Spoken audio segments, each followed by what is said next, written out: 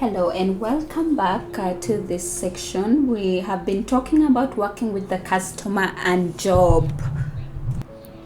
We need to talk about estimates now. We have been through different episodes and this is just one of them.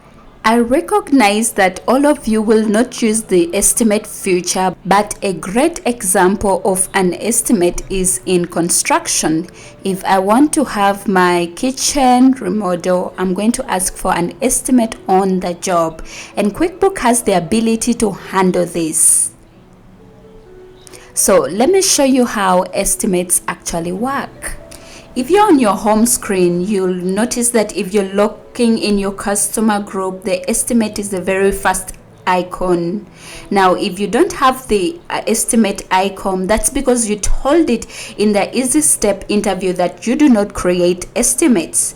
So you can turn it on in the preference like we talked about. Even if it's here and you don't want to use it, you can just start on the next item on the list, which is create an invoice. You'll notice that estimates and purchase order are on the same line, and that's because they are considered non-posting.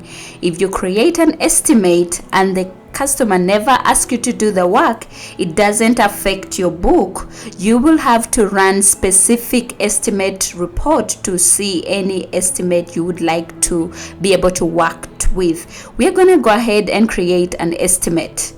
Now, a couple of things I want you to notice. First of all, the first thing it asks for is your customer and the job.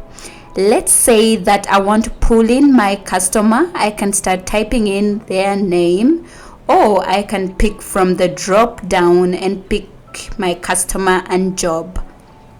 Now, if you're going to use the job feature, use it consistently throughout QuickBooks. If you don't use it, what it happened is when you run reports, you will see a category called others and you go like, what is that? So you use it consistently. So when I'm trying to create an estimate for this customer, click on kitchen remodel. Now, what if you needed to create an estimate for a customer or who is not in the list? Let me take off this.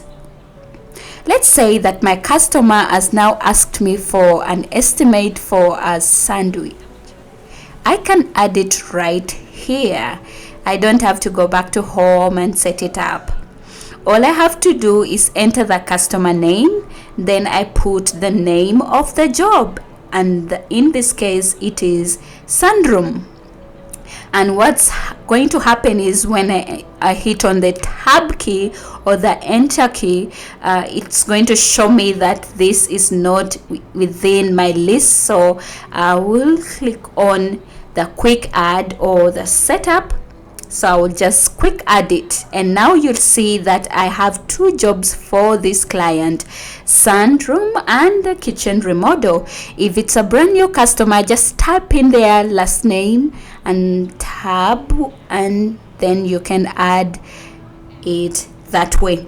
You cannot add a customer and the job at the same time. You add the customer first, then come back and add the job. The next field over is the class field, and we talked about classes allows you to break your company down to a smaller section if you need to. If you need two locations, this may be a good one for you to use. If you have departments, it may be departments, but if you're going to use classes, use it consistent again, so your report will be consistent. Here's a list of templates you can use for your estimates.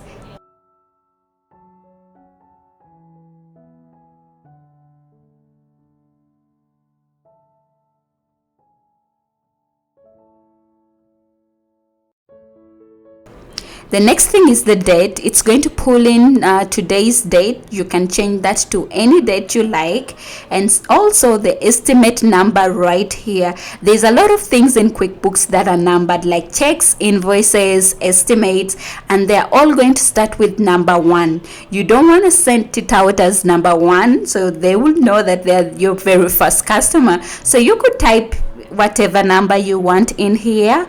If your estimate include letters, then you could put it in here, and then it will name the next sequentially until you have to change it.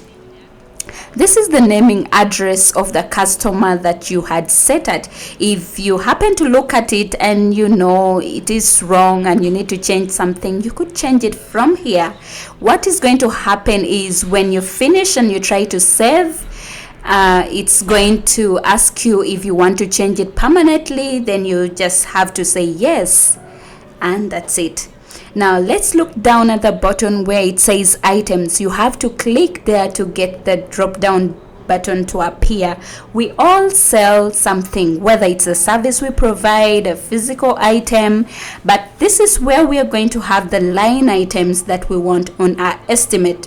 Now we have some items that are already set up that we're going to play with, or we may have as well go ahead and create our own item. Let's go ahead and pick framing. I want you to notice that it brought in that description, flaming labor, and you can add to that or type in as much as you want.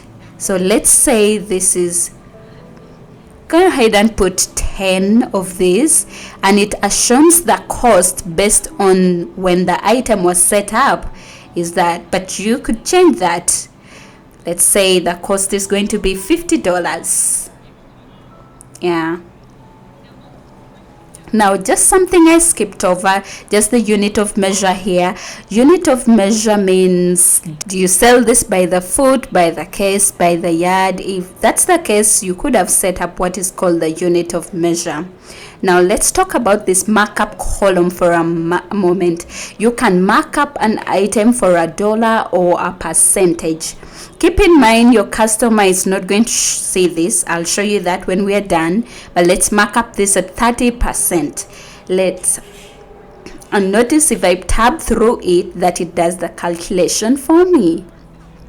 Now this last column where it says tax, this is for sales tax purposes.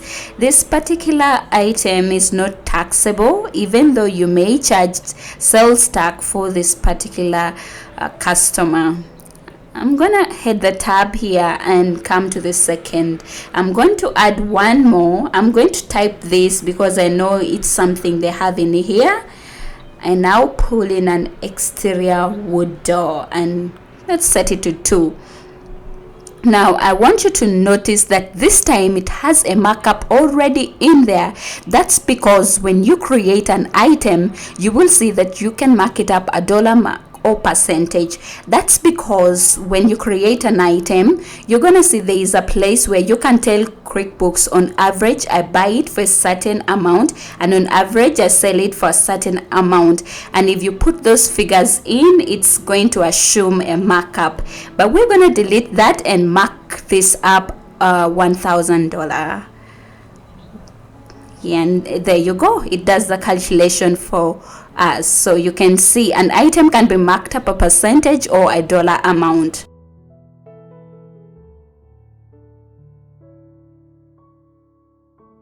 A couple of things down the bottom, you'll see the customer message. These are things like all work is complete, maybe thank you for your business. You can click add new if you want to add your own. So you can add your own customer messages to this. I just pick one. There is also a place for memo at the very bottom where you can type anything you like in there, and the customer tax code, that means for sales tax purposes, is this customer taxable or not. Over on the right, you will see pulled in the subtitle total, the total of the markup. If there was sales tax, then you will see the total at the bottom.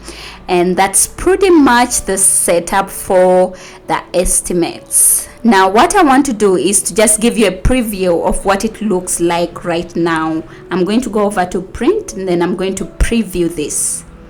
This is how your estimate is going to look like currently.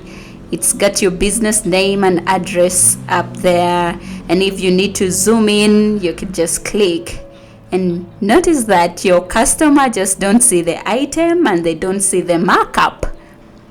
So we'll talk later about customizing your estimates or the form. So let me close this.